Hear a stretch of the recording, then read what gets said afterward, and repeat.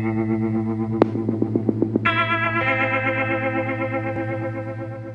my name is John Maddox, and I at State Conference of 2016 in Kansas City, and we're telling our testimonies. And I decided I wanted to record my testimony and share it with you. So this is my testimony, and I'm a new convert from 1.5 years.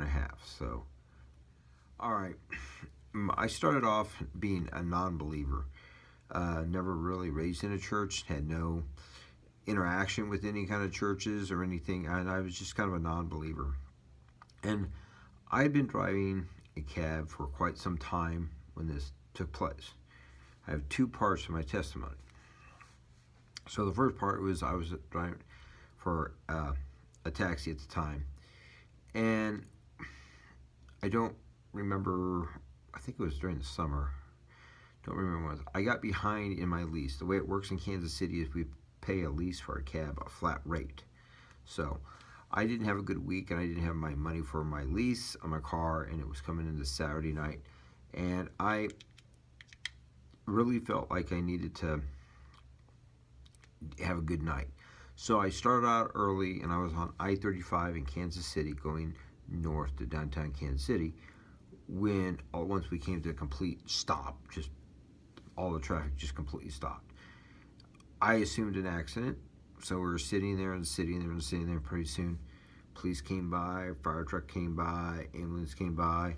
Okay, an accident, great, I'm sitting here. Well, my supervisor wanted to know where I was because she was concerned that I wasn't out yet, wasn't working. She knew I needed to have a good night. She knew I was behind on my lease, my money. So I said, I let her know. She called. I said, there's an accident. She said, well, what accident? And I said, there's an accident on I-35. So she checked the DOT, and there's no report of any accident. So I sat there, and I sat there, and I sat there. While I was sitting there, I got really super emotional. I mean, I don't know why I got emotional. I'm not an emotional person. I don't get emotional over things. I don't know what I just felt like. And I got this feeling that somebody just got some really super bad news, like super, super bad news, like over the top bad news, like changing your life. And I was just getting all sad for him and all hurt, and I'm like, somebody just got news. And I was like, why are you crying? I don't even know why I'm crying.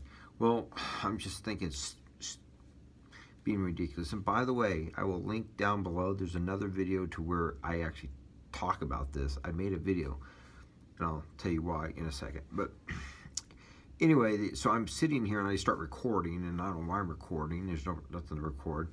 So we sit there longer, and I keep getting more and more sad. And I'm like, that's just weird. So anyway, finally we start to roll, and it was about 1.5 hours we sat there, and there's no accidents, but I never saw any tow trucks. It was just like, I don't know if they were doing construction or what it was. I had no idea. But I saw fire trucks and ambulances, but they were off to the side, and I had no idea. Maybe somebody had a heat stroke. I didn't know. So anyway, I go about my day. I go about my business, and the whole 12 hours I worked that night, I was just sad. Super, super, super sad. I just could not get past, I just couldn't get, I was getting crying, and why am I crying? I don't know anything even happened. I'm thinking, this is ridiculous. I feel like a menopausal or a teenage girl. This is stupid. So eventually the end of the night came, and two things happen in the cab every night. One, guys get girls to go home and do inappropriate things. And two, if you have 3 girls, one gets out, the other 3 start talking about her. That's a true story. But anyway, so I see this couple, they approach my cab, and I could tell that he was a very confident person, and he was definitely gonna, so they had some intoxication. Now in the cab world, we have a rule of 3, and the rule of 3 is if you hear a man insult a woman 3 times, you card the woman, because it may take a second for the alcohol to sober into her brain, but once she thinks about what he said, she'll want to leave. So as we pull out, he insulted her twice, but all the rest of the way, and we went north. He was going north, and I was like, okay, north. So he guides me to where he wants to be, which is kind of up by the airport. towards Berry Road. And so we get there to the apartment. They pay. He gives me the you know, the money, and then I give her the card, and I think I'm going to wait 10 minutes to see if he comes back. So then so he's like, or she calls me. You know, sure enough, 7 minutes later, she calls and says, "Can you come back and get me?" I said, "I'm still in the parking lot." She's like, "You're still in the parking lot?" I'm like, "Yeah, I'm still in the parking lot." So she comes out. I'm like, "Where am I going?" She goes, "Well, we kind of got to go northeast." I'm like, "Okay." So she guides me to where we need to go. And at this point, I'm still probably about $300 short of where I need to just break even to not be. And I'm trying to figure out how I can get $300. It's the end of the night. It's about 3:30. So I'm thinking I need to go down. And I knew at that time there was there's some benefits going down at this jazz district. So I'm like, all right, let's go down there. So I'm trying to get out of this neighborhood. And I'm turning around, I'm trying to figure out how to get out back to the highway and trying to figure it out. And all at once I make a right turn and boom, there it is. This huge mothership, like a just incredible, huge white mothership had landed. And I thought, holy snikes. I get out, it's this huge, tall, white building. Never seen it before in my life. I've been up in this neighborhood before, like this area before. Never seen this building. I'm like, where did this come from? I'm looking at it, and it's like, I have no idea. So I peek inside the window to see if I can see anything, because it's the coolest building I've ever seen. And it's just white and big and beautiful. It looks like, you know, looks like a mothership had landed right in front of me. And I looked through the window, and I wasn't sad. Whatever it was making me all emotional, just left. Just descended, just left my body. I was energized. I wasn't tired. I wasn't emotional. I was ready to go back to work. Let's go. So I get back in my cab and I head down to the Jazz District, and with energy and life and feeling good about life again, and have no idea why I was an emotional woman for the last 12 hours, but I was. So anyway, as that goes on, I end up getting down there, and my friend Mark tells me he has a special VIP, and sure enough, he has a special VIP for me. And this person who is pretty well known in the comic world needs a ride to the airport, and I said, okay, that's fine.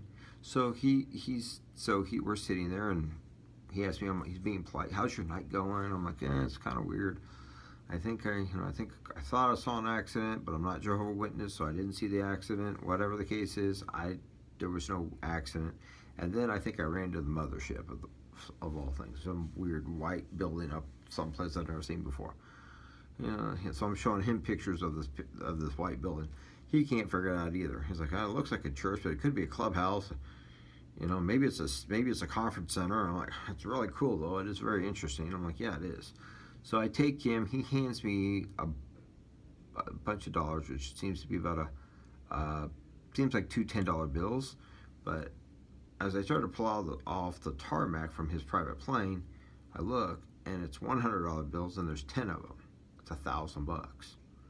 I'm like, ooh, hey, I'm going home. I got my money. I'm tired. It's 5 a.m. I'm done. So I roll home, go to bed, and wake up, and my boss has like 37 missed calls from her. I'm like, oh, something go wrong, and I'm in trouble. So I call her, and she's like, did you record that accident? I go, well, there was no accident. You're right. No, there was an accident. I'm like, there was? I didn't see no accident, and I went through there. I think it was road construction. She said, no, it was an accident. A girl fell out of the back of a party bus and was hit by 5 cars and decapitated. I'm like, holy snikes, are you serious? And I sat there thinking about it, and I really didn't want to believe what I was hearing, but that's the truth. Now, here's this next part of this thing, is that I had these 2 videos I had, and I was showing my friend, and he said, what station you listen to? I said, well, I listen to 103.3, which is like a hip-hop station. He goes, that's not hip-hop music. I'm like, yeah, I didn't even notice it. I don't remember that music, but he's like, let's see what it is. So he Shazams it, and the music is going into the light, and we're like, ooh, spooky. Then on the video we can hear this faint, sounds like the air conditioner really going,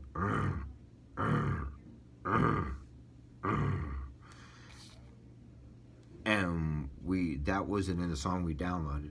So we're like, that's just creepy. One, this isn't the music platform that the station plays, and two, we don't know where that other stuff came from. That is the link to the video down below. So, okay, I'm going to stop this. We're going to have a part 2 of the testimony. That's this basically what happened here. This, I understood, a dead girl rode around with me. I now, at this point in my life, understand that there is an afterlife. Before this point, I did not believe in the afterlife. I didn't think it was real. You just died and you became part of the dust. So this is what part 1 of this solidifies. This is when I became a believer. This is why I became a believer, because I believe there is an afterlife. I know that that girl did not want to die. I know that she did not want to leave. She was 18 years old, was about to be married, just had a baby. She was in love, and she was on her cousin's bachelorette party. They have no idea why she fell in the back of that bus. They don't know how it happened. They don't know anything about it. She was just fell in the back, and next thing you know, she was gone. I don't think she was ready to leave. So that's what I know after you know. So you can see my others that 4 years ago in that. You can see that video. It's a little lengthy, probably 20 minutes. Okay, I'm going to stop this and start the next one for the second part of the testimony. Okay, part 2. This is part 2 of my testimony. I'm John Maddox. I go by John T. I'm known as the Taxi Mormon. This is part 2 of my testimony. You just watch part 1 and you understand why I became a believer. I was not a believer before that happened. That made me into a very, very large believer. So, second part of testimony is 3 years later. Now, I have to also to start off with saying for the last 6 years, I've been driving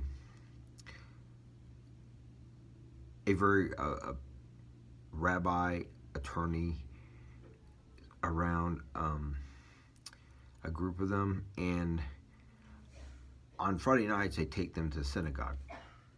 And after this happened, I started having a more serious conversation. We had about spirituality, the afterlife, and stuff. So we had every Friday night, somehow the conversation would come about ethics or afterlife or spirituality or something. And they never said go to church. They never said come to the temple. They never said go to synagogue. They didn't say go to, mosque. They didn't say anything. We just discussed. We just talked about stuff for 3 years, every Friday night. So I attempted to date a Catholic girl, and she was going through a bad divorce, and finally she got to a point where she felt like she could actually go out in public with another man and not be judged. So we finally decided to go to this movie. We went to Studio 30 or 40 or something like that. And every single movie she had to see it with her children or she's going to have guilt. So obviously she had Catholic guilt way bad. So there was only 2 movies she could see. And she wanted to get home early. So one started at 7:20 and one started at 9:40. So we went to the 7:20, which was a movie called Meet the Mormons. Of course, I'm walking in thinking I'm probably going to get a sales pitch, but I've been on this journey of the afterlife or something, so maybe I'll learn more about the Mormons and get some sort of, So we go see the movie and come out, and I'm expecting this whole join the church, and it's not like that. She kind of, I think, thought the same thing, and I said, was that what you thought it was going to be? She goes, that's definitely not what I thought it was going to be. So then the next Friday, I bring it up to the rabbis. I'm like, hey, have you guys, and of course, remember, these guys are blind. They have no eyes. They use a cane. They're blind. I said, and I asked a stupid question. I asked them, have you seen the movie Meet the Mormons? Like, no. So then, basically, I start to tell them about the movie and what it's about, and how it's a documentary about 5 families, and how they're impacting the world, and what the documentary's about. And they, when we got to the synagogue, they said, John, this is in October. They said, what we want for our Hanukkah gift is you to reach out to the LDS Church. And I said, okay, fine. I can do that, sure, no problem. So October, November, then finally December gets here, and it's the Friday before, and we get there and they say, we need to speak with you, and they're like, you haven't followed your gift, your promise, and talked to the church yet, have you? And I'm like, no, I haven't called them. And they're like, well, we've asked you to do that, and we'd really appreciate it if you would respect our wish. So I was like,